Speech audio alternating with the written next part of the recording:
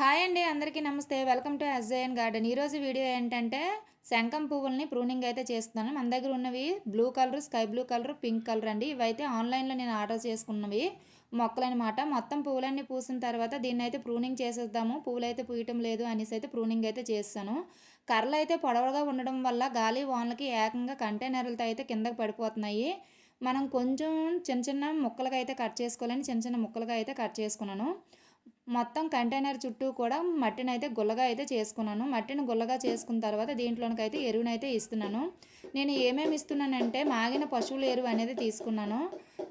చాలా రోజులు అంటే 3 మంత్స్ 4 మంత్స్ నిల్వ ఉండిపోయిన పశువుల ఎరువు అనమాట. దీంట్లోనికైతే గుప్పెడు మస్టర్డ్ కేక్ అనేది వేస్తున్నాను.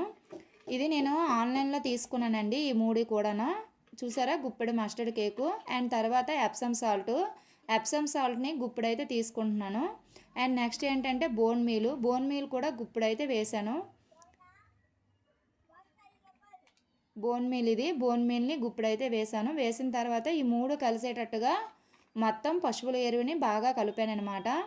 మొత్తం ఆ 4 కలిపి బాగా కలపాలన్నమాట. బాగా కలిసిన తర్వాత మన శంఖం పువ్వుల మొక్కలు ఏవైతే మనం ప్రూనింగ్ చేసామో వాటి దగ్గర మొత్తం చుట్టూరు కూడా వేసానమాట. మొక్క చుట్టూన వేసిన తర్వాత మనం ఎక్కడైతే శంఖం చెట్లు పెట్టుకుంటున్నామో అక్కడైతే క్లీన్ అయితే చేశాను. క్లీన్ చేసిన తర్వాత ఈ శంఖం చెట్లు అనేవి పక్కనైతే పెట్టేశాను అనమాట.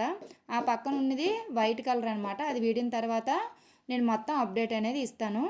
ఏవైతే చిన్న చిన్న ముక్కలు కర్రలు అయితే కట్ చేసుకున్నాం కదా, ఆ కర్రల్ని ఆ మొక్కల దగ్గర అయితే పాతడం అయితే జరిగింది. చూసారా, ఇలాగా నేను సెట్ చేశాను. సెట్ చేసిన తర్వాత మనకి వారం రోజులకైతే చిగుళ్ళు అనేవి చాలా బాగా వచ్చాయి. ఫ్లవరింగ్ వచ్చిన తర్వాత నేను అప్డేట్ అనేది ఇస్తాను. ఈ వీడియో కనుక మీకు నచ్చిందని అనుకుంటున్నానండి. ఈ వీడియో కనుక మీకు నచ్చినట్లయితే ప్లీజ్ లైక్ చేయండి. Please subscribe my channel. Bye friends.